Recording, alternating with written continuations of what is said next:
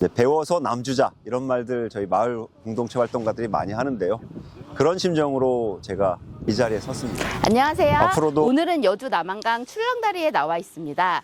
오늘 여기 여주 남한강 출렁다리에서 아주 특별한 분을 만나기로 했는데요. 여주 하면 생각나는 여주 봉사의 아버지 김길성 선생님을 만나뵈러 왔습니다. 선생님이 오실 때가 됐는데 안 오시나? 안녕하세요. 오셨어요. 안녕하십니까. 많이 반갑습니다. 들으셨어요? 아니요, 그렇지 되게 않습니다. 빨리 오셨네요. 네, 아니, 어. 방금 도착했습니다. 괜찮습니다. 네. 네. 제가 선생님을 진짜 개인적으로 뵙고 싶었다라는 마음 중에 하나가 네. 여주에서 봉사를 되게 오래 하셨어요. 사실 우리가 봉사가 뭐 그게 쉬운 게 아니잖아요. 그치? 내 시간도 내야지, 또 내 돈도 써야지. 여러 가지가 있는데 어떻게 그렇게 오랜 시간 동안 그렇게 봉사를 하실 수 있는지 네, 조금 궁금합니다. 사실 보면 네. 요번에 그 시의원 후보, 입후보 하면서 다른 사람들 양력도 되게 많이 봤는데 네. 다들 훌륭하시고 봉사활동 되게 많이 하셨더라고요. 네. 근데 저 같은 경우는 봉사를 한 이유 자체가 제가 전공한 게 법학이고 지방자치를 또 전공하다 보니까 네. 지역의 변화에 대한 관심이 되게 많았어요. 그래서 오. 단순한 뭐 제 시간 짬을 내 가지고 뭐 봉사하는 뭐 이벤트적인 것보다 지역을 더 살기 좋고 아름다운 곳으로 만들 수 있는 약간 근본적인 변화들이 하면 좋겠다는 생각을 많이 했고, 그래서 봉사한다는 생각보다는 그런 생각으로 그런 일들을 계속 해왔던 것 같습니다. 오. 근데 그 여러 가지 이제 사회적 봉사 그 자활센터부터 그리고 또 제가 이제 슬쩍 보니까 또 효자세요.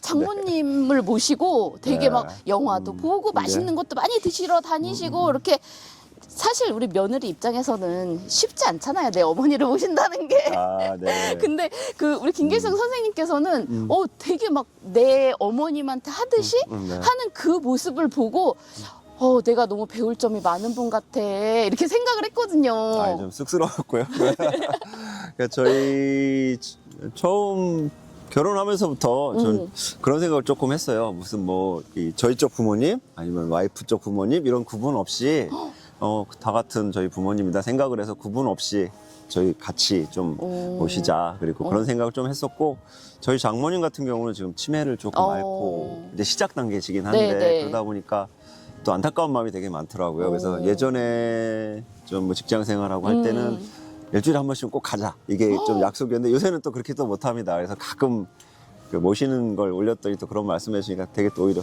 죄송하네요. 사회복지 쪽을 되게 오래 하신 것 같아요. 네. 어떻게 이렇게 오랜 한길을 걸어오셨는지 너무 궁금합니다.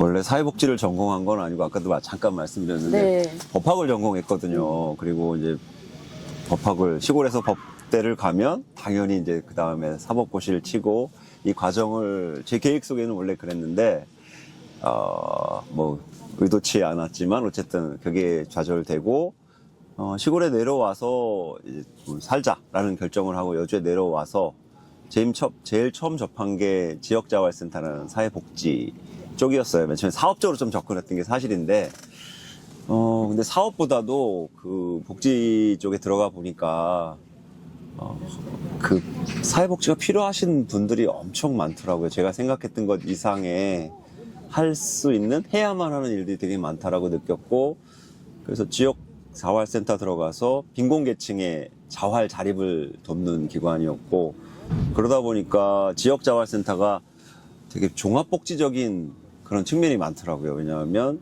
그 사람을 케어하는 것부터 그 다음에 그 사람의 자활 자립을 위해서는 직장도 일자리도 만들어야 되고 여러 가지 일들을 시리즈로 계속 해야 되는 상황들이 있었고, 그분들과 만나면서 저도 되게 많이 변화한 것 같아요. 저는 되게 내 중심적이고 내 틀과 이 한계를 굉장히 명확하게 좀 지키는 성격이었거든요. 근데 지역자활센터에 많은 사람들을 접하고 상담하면서 그것들이 많이 깨졌어요. 많이 깨졌고 그 다음에는 그 분들을 위한, 아니면 뭐 그 제 성향인지는 모르겠는데 그분들을 지원하고 함께하는 일들에 대해서 굉장히 보람이 크더라고요. 그러면서 그게 좀 확대되면 그 빈곤계층뿐만 아니라 지역에 있는 많은 시민들과 함께하는 그런 일들에 대해서 점차적으로 확대되면서 복지를 계속하게 됐고, 지역자활센터에서 사회복지협의회라는 단체를 여러분들과 함께 또 만들게 되었고, 지역사회 보장협의체에서도 활동을 하고, 또 지속가능발전협의회. 그러니까 이 복지라는 게 단순히 누구에게 수혜적인 어떤 역할을 하는 게 아니라 스스로 자립자활할 수 있는 역량을 키워주기 위해서는 여러 단체들이 함께 힘을 모아야 되는 상황들이 많더라고요. 그래서 그런 일들이 연대되고 연결되다 보니까 오랫동안 하게 된 것 같습니다. 사회적 공동체 지원 센터가 네. 어떤 곳인지 네, 궁금합니다. 많은 사람들이 네. 사회적 경제라는 단어를 되게 어려워합니다. 그리고 맞아요. 사실 그걸 규정하기도 좀 어렵긴 한데 저희 우리나라 개념이 아니라 이제 유럽 쪽이나 이쪽에서 온 개념이어서 그런데 그러니까 쉽게 생각하면 저희가 마을 공동체 활동하면서 두레나 품앗이 막 이런 네네. 활동들을 하잖아요. 그거와 되게 긴밀하게 연결된 개념이라고 생각하시면 될 것 같아요. 자본주의 사회가 되게 발전하면서 수익을 내기 위해서는 사람을 약간 도구화하고 막 이렇게 되는 현상이 많은데 그러면서 인해서 발생하는 사회 문제들이 되게 많아졌고 그러면 경제도 네. 사람 중심의 경제라는 게 있지 않을까? 뭐 이런 그래서 연대하고 서로 협동하면 이 사회 문제들을 해결하는 방법을 찾는 경제적으로 해결하는 방법을 찾는 우와. 그것들이 사회적 경제. 요새는 사회 연대 경제라는 말로 좀 바뀌었습니다만 네. 그래서 그런 활동을 하는 곳이 네. 센터라고 생각하시면 되고요. 네. 여주 같은 경우는 처음에 이 개념이 들어온 게 한 2020년도에 저희 민주당 정권이 시장이 되시면서 그때 처음 생겼습니다.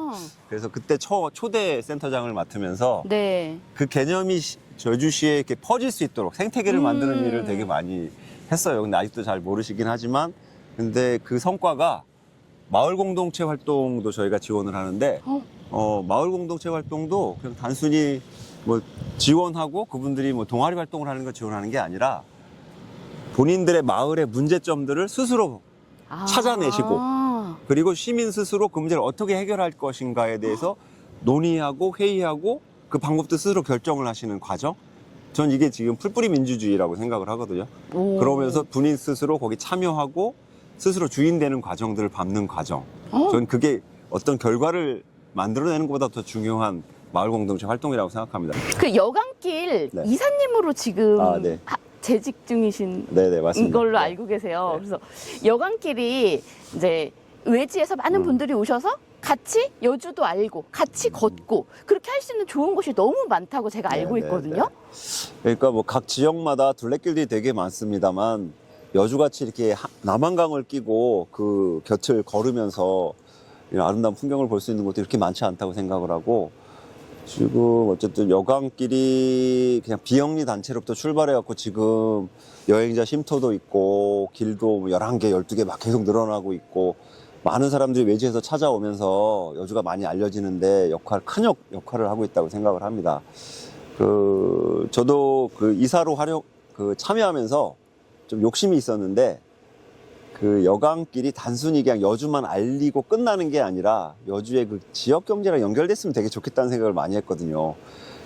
걸으면서 마을들을 들르게 되잖아요. 그러면 그 구간을 좀 나눠서 특색 있는 어떤 컨셉들을 잡아서 마을 식당을 한다든가 아니면 무슨 마을 숲도 아까 좀 지금 하고 있긴 합니다만 다른 곳을 보면 마을 여관이라는 것도 있어요.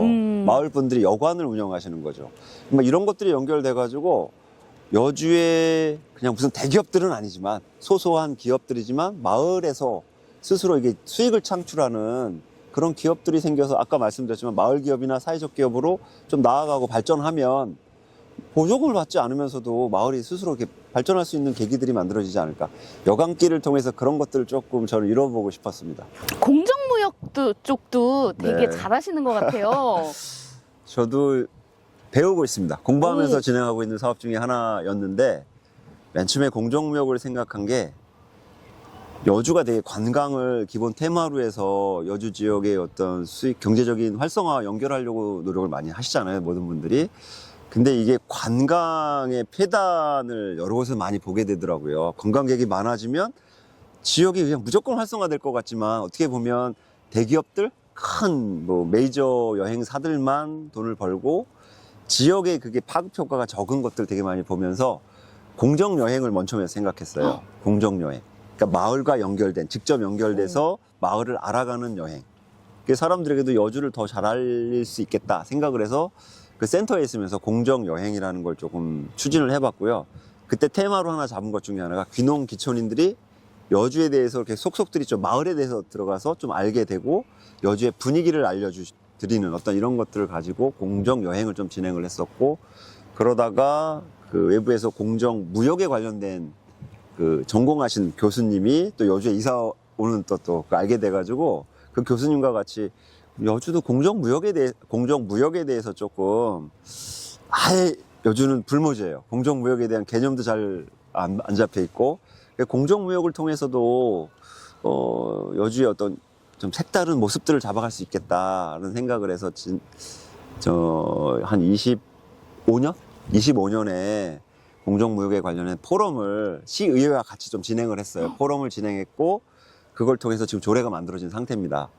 네, 제가 지금까지 말씀드린 것처럼 여러 가지 활동들을 했습니다. 여주에 필요한 것들이, 그리고 여주가 어떻게 변화됐으면 좋을지 이것에 대한 고민들을 되게 많이 했고, 그것들이 활동들로 나왔었다고 생각을 합니다. 여주가 되게 문화적으로 또 역사적으로 그리고 환경적으로 되게 굉장히 좋은 곳이라고 생각을 합니다. 그럼에도 불구하고 그것들이 제대로 꽃피우지 못하고 있다는 현실들이 조금 안타까웠었고요. 제가 현장에서 닦은 이런 경험들, 그리고 법학이나 지방자치를 통해서 배우면서 느꼈던 것들을 실제로 적용시키고 싶습니다. 이제 배워서 남주자 이런 말들 저희 마을 공동체 활동가들이 많이 하는데요. 그런 심정으로 제가 이 자리에 섰습니다. 앞으로도 그 시의원이든 정치인들은 누구를 위해서, 무엇을 위해서 나왔는지 잊지 않고 지금의 마음 가지고 앞으로 쭉 나아가도록 하겠습니다. 감사합니다.